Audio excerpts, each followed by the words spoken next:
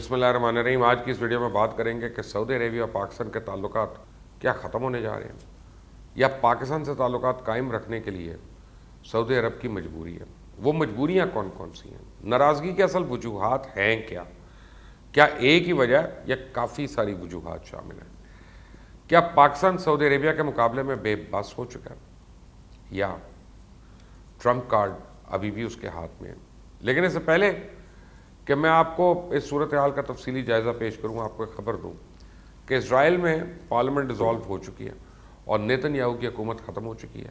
وہ نیتن یاہو جس نے ٹرمپ انتظامیہ کو تگنی کا نام نچایا ہوا تھا، وہ اس وقت دنیا کے ہر معاملے میں اسرائیل کے اندر پھنسا ہوا ہے، اور اس کے جانے سے خطے پہ کیا اثرات پڑیں گے اس پر تو کسی اور وقت بات کریں گے۔ لیکن کچھ سوالات جو آنے والے دنوں میں مشرق وسطیٰ میں حالات کی سمت کا تعین کریں گے، وہ میں آپ کے سامنے رکھ دیتا ہوں۔ نیتن یاہو نے دوسری جماعت کے ساتھ مل کر حکومت بنائی تھی، کیونکہ ان کے پاس حکومت بنانے کے لیے وہ میجورٹی نہیں تھی، مطلوبہ سیٹیں موجود نہیں تھیں، اور پاور شیئرنگ کے فارمولے پہ حکومت بنائی گئی تھی۔ لیکن اب اپوزیشن کا کہنا ہے کہ نیتن یاہو نے بجٹ کو پاس نہ کروا کے اسمبلی توڑنے کا جواز بنایا، اور 2021 کے آخر میں نیتن یاہو نے وزیر اعظم کا عہدہ مسٹر گینٹس کو منتقل کرنا تھا، جو 30 سیٹوں کے ساتھ وبا کی وجہ سے ان کی اتحادی بنے ہوئے تھے، کیونکہ 2 سال میں اسرائیل کے اندر یہ چوتھا الیکشن ہوگا۔ اب سوال یہ پیدا ہوتا ہے کہ نیتن یاہو کے جانے سے خطے کی سیاست پہ فرق کیا پڑے گا، اور کیا اب اسرائیل کی دنیا بھر کے ممالک کو تسلیم کرانے کی کیمپین ختم ہو جائے گی؟ کیا گلف ممالک کے اسرائیل سے تعلقات میں کوئی فرق آئے گا؟ تو اس کا جواب ہے کچھ بھی نہیں۔ یہ تو ہو سکتا ہے کہ نئی امریکی انتظامیہ اسرائیل کو ٹرمپ کی طرح آنکھیں بند کر کے سپورٹ نہ کرے، لیکن یہ ممکن نہیں ہے کہ اسرائیل کو سپورٹ نہ کیا جائے۔ امریکہ میں موجود اسرائیلی لابی ہر امریکن پریزیڈنٹ سے اسرائیل کے لیے خاص رعایت حاصل کرنے میں کامیاب ہوتی ہے، اور یہ سلسلہ گولڈا میئر سے شروع ہوا ہے۔ لیکن نئے سروے کے مطابق نیتن یاہو مارچ میں ہونے والے الیکشن میں اکثریت حاصل کر لیں گے، اور دوبارہ آ کے گلف ممالک کے ساتھ مل کے نئے اتحاد کے ذریعے معاملات کو علاقائی سطح پہ دیکھا جائے گا، جس میں ایران، امن مذاکرات سمیت دیگر معاملات شامل ہوں گے۔ اب بات کرتے ہیں سعودی عربیہ کی۔ پاکستان اور سعودی عربیہ کو لے کر آئے ہر روز کو نئی بات ہی سننے کو ملتی ہے کہ کیوں پاکستان اور سعودی عربیہ کے تعلقات خراب ہیں۔ پہلے تو حکومت یہ ماننے کے لیے تیار نہیں کہ واقعی سعودی عرب اور پاکستان کے تعلقات خراب ہیں، اور ایک طرف سعودی عربیہ مشکل وقت میں ادھار کی واپسی پر ایک لمحہ بھی دینے کو تیار نہیں۔ اس کی ماضی میں تو کبھی مثال نہیں ملتی۔ تاریخ سے رہنمائی لی جائے تو سعودی عربیہ کے لیے پاکستان سے اپنے قرضوں کی ادائیگی کا مطالبہ کرنا غیر معمولی بات ہے، کیونکہ سعودی عرب نے ہمیشہ پاکستان کی ضروریات کا خیال رکھا ہے۔ تو دوسری طرف نومبر میں نائجیریا میں OIC اجلاس میں کشمیر کے بارے میں ایک سخت الفاظ میں بیان جاری کرنا، جس میں تمام پاکستانی مطالبات کو پورا کیا گیا، جو کہ سعودی عربیہ کی مرضی کے بغیر ممکن نہیں ہے۔ ایک فیصلے کو دیکھیں تو حالات خراب ہیں، اور دوسرے کو دیکھیں تو حالات بالکل ٹھیک ہیں۔ کئی سیاست تجزیہ کاروں کا کہنا ہے کہ امریکن کرنسی کی قدر کم ہو رہی ہے، چائنا ابھر رہا ہے، دنیا میں طاقت کے نئے مراکز بن رہے ہیں، بہت سے مسلم ممالک نے اسرائیل کو تسلیم کر لیا ہے، امریکہ میں نئی حکومت آنے سے کوئی نہ کوئی تبدیلی متوقع ہے، جبکہ ایران کے ساتھ کشیدگی میں اضافہ ہو رہا ہے۔ تو ایسی صورت میں یہ توقع نہیں کی جا سکتی کہ پاکستان کے تعلقات بھی ایک ہی جیسے رہیں گے۔ اب سوال یہ پیدا ہوتا ہے کہ اس میں صرف ایک مسئلہ درپیش ہے یا کافی سارے معاملات مل کر یہ صورتحال پیدا کر رہے ہیں؟ اور اس وقت مشرق وسطیٰ جو ہمیشہ سے ہی امریکی مفاد کا مرکز ایک رہا، اس میں بڑی بڑی تبدیلیاں ہو رہی ہیں۔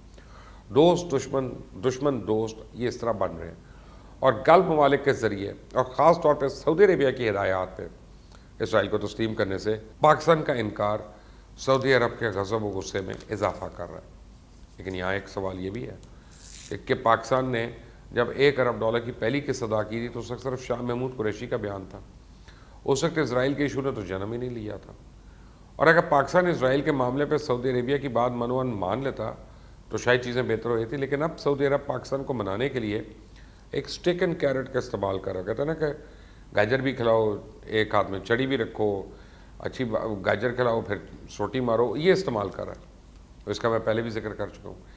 لیکن اب سعودی عربیہ نے پاکستان کی کمزوری بھارت کو بھی استعمال کرنا شروع کر دیا۔ بھارتی آرمی چیف کے دورہ سعودی عربیہ کو پاکستان کے منہ پہ ایک تماچا سمجھا جا رہا ہے۔ لیکن کیا بھارت پاکستان کی کمی پوری کرنے کے قابل ہے؟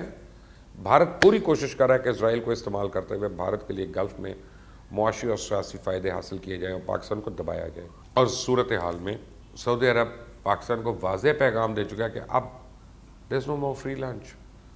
اب پاکستانیوں کو نوکری کے مواقع فراہم کرنے اور پاکستان کی معیشت کو بیل آؤٹ کرنے کے لیے سعودی عربیہ کو اپنی سیاسی پوزیشن پہ پاکستان کو سپورٹ چاہیے، اور اس وقت وبا کی تباہ کاریوں کے باوجود پاکستان میں سب سے زیادہ ڈالر بیرونی کارکنوں کی ترسیلات کی صورت میں آ رہی، جسے بہت بڑا حصہ سعودی عربیہ اور دیگر گلف ممالک کا ہے۔ عرب امارات سے ویزوں کے معاملے میں تاخیر، سعودی عربیہ سے تیل بند، $2 ارب کا قرضہ واپس، بھارتی آرمی چیف کا دورہ سعودی عربیہ، کیا ان واقعات سے یہ ظاہر ہوتا ہے کہ پاکستان کے لیے عرب ممالک اور ایران کے درمیان تعلقات میں توازن کی روایتی پالیسی اپنا راستہ بنا رہی ہے؟ سعودی عربیہ کی جانب سے بھارت کے تعلقات بہتر کرنا بھی اس کی اسٹیک اینڈ کیرٹ پالیسی کا حصہ ہے، جو پاکستان پہ ایران کے حوالے سے اس کی پالیسی پہ نظر ثانی، اسرائیل کا معاملہ، پاکستان کی طرف سے 2015 میں یمن وار میں شرکت کی وجہ سے انکار۔ اب سعودی عربیہ پاکستان کو یہ اشارہ دے رہا ہے کہ اب بھی پاکستان کے ساتھ معاشی اور اسٹریٹجک تعلقات جاری رکھنا ممکن ہے، لیکن اس کے لیے نئے اصول وضع کرنا پڑیں گے، جہاں باہمی مطالبات اور توقعات کو نئی شکل دینے کی ضرورت ہے۔ اس وقت سعودی عربیہ کی نوجوان قیادت امریکہ میں انتظامیہ کی تبدیلی کی وجہ سے بھی گھبراہٹ اور ہلچل کا شکار ہے۔ اوپر سے یمن سعودی عربیہ کا باقاعدہ ویتنام بن چکا ہے۔ ایران سے امریکن ڈیل کی بحالی سعودی عرب کے لیے ڈرانا خواب ہے، جبکہ پاکستان کے چائنا کی وجہ سے ایران کے ساتھ بڑھتے ہوئے تعلقات بھی سعودی لیڈرشپ کے لیے پریشانی کا سبب ہے۔ حال ہی میں پاکستان اور ایران نے اقتصادی تعلقات کو بڑھانے کے لیے گوادر اور چابہار بندرگاہوں کے درمیان پہلا سرحدی پوائنٹ کھول دیا، اور اس وقت ترکی کے ساتھ پاکستان کی قربت اس نے بھی سعودیوں کو تکلیف دی ہوئی ہے۔ ترک پریزیڈنٹ طیب اردگان نے مسلم دنیا میں سعودی عربیہ کی قیادت کو متنازع قرار دے دیا۔ دسمبر 2019 میں سعودی دواغیوں سے پاکستان کو آخری وقت میں ٹرکی، قطر، ایران اور ملیشیا کی مشترکہ میزبانی میں کوالالمپور سمٹ سے نکلنا پڑا، اور اس کو ایک چیلنج سمجھا گیا تھا۔ ٹرکی اور پاکستان نے حال ہی میں دفاع اور معیشت کے حوالے سے کئی معاہدے کیے۔ ٹرکی چائنا پاکستان اقتصادی راہداری میں بھی سرمایہ کاری کرنے کے خواہاں ہیں۔ سب سے بڑھ کر ٹرکی سعودی عرب کے برعکس اسلام آباد کو کشمیر پہ غیر مشروط مدد فراہم کرتا ہے۔ اسے سعودی عربیہ کے ساتھ ان دو طرفہ تعلقات میں وقتی طور پہ یا مختصر عرصے کے لیے تعطل رہنے کا امکان ہے، لیکن چند وجوہات کی بنا پہ اس کے مکمل طور پہ ختم ہونے کے امکان کم ہیں۔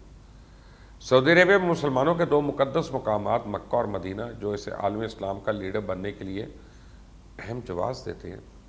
پاکستان دوسری بڑی مسلم قوت ہے اور مسلم دنیا کا واحد جوہری ملک ہے۔ یہ دونوں خصوصیات پاکستان کو مسلم دنیا میں ایک لازمی اور انوکھا مقام ادا کرتی ہیں۔ لہٰذا سعودی عربیہ پاکستان کو ایک حد سے زیادہ دیوار سے لگانے کا متحمل تو نہیں ہو سکتا، کیونکہ سعودی عربیہ کو مسلم دنیا میں اپنا مقام قائم رکھنے کے لیے پاکستان کی اتنی ہی ضرورت ہے جتنا پاکستان کو اپنی معیشت کو سنبھالنے کے لیے سعودی پیسوں کی۔